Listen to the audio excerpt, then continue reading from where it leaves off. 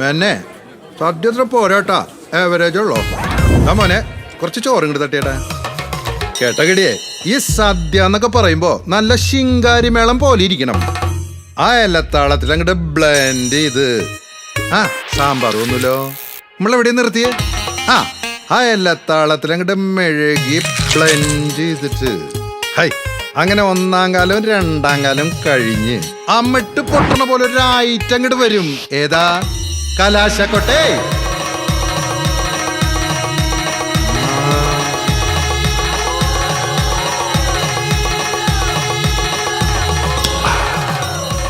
മെന്നെ അത് കഴിയുമ്പോ കിട്ടണൊരു സുഖം കേട്ടാ. സദ്യ തരക്കേടില്ല നല്ലാട്ടാ, കേമായിണ്ട്.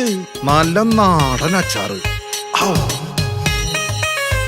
നാവിൽ തൊട്ടു മനസ്സിൽ തൊട്ടു തോളൂർ അച്ചാർ, നല്ല നാടൻ അച്ചാർ.